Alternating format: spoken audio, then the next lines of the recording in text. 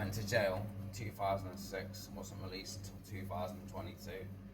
Went to jail for an attempted murder and a kidnap. From the moment we going to jail to the moment we coming out, I was unaware of like these synthetic man-made drugs that were now on the streets of the UK. I was very aware of spice in prison.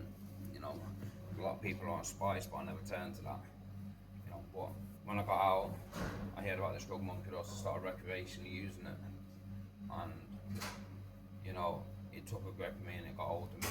I'm an addict, and you can't really appreciate how hard it is for an addict to be an addict or for their families unless you've been in that situation yourself.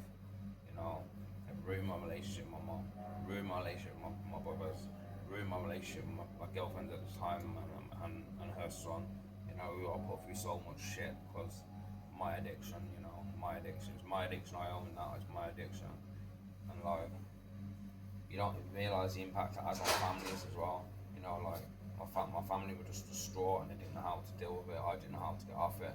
My mother and my younger brother Scott, they had to get me recalled back into prison, but I came to hospital because my mental health was so bad at the time being on this drug that I had to go to hospital. I've been in hospital 4 years now on the rehab, just trying to get out. So it's took like, so in the last 24 years, I've been out 6 months, you know, and I've tried to better understand addiction and see how someone comes to be an addict and look at the effects and what effects it has on communities, relationships, workforce, all these different things, the economy.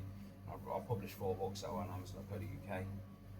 There's one called Born Survivor, one called Addiction, one called Live with Monkey Dust Addiction, and one called Louder My Laughter, Silent My Suffering, Life in the System. All these under the name Zane Fitzgerald, a new name. Changed my name, just wanted a fresh start, a fresh me, you know.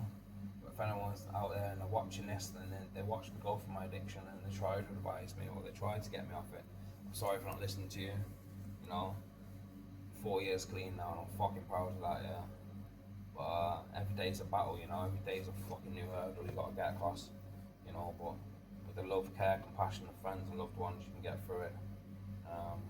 For addiction, you give up everything for one thing, but in order to recover, you just give up that one thing for everything. You just gotta remember that. Always remember, look at the bigger picture, look at the bigger picture, look what you're losing. Look what you can lose, not just your freedom, but your life, you know. I mean, I've got irreversible fucking brain damage now due to the monkey dust.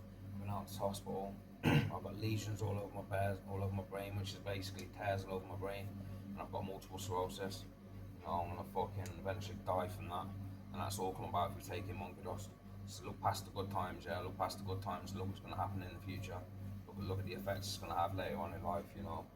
And yeah, I hope you can listen to this video and take something from it, and just try and have a little think to yourself, yeah. Is this split really worth it? Is this line of packet really worth it? Because it's not really, is it? Have a little think and reflect on what I'm saying. But I'm not struggle if you don't got this.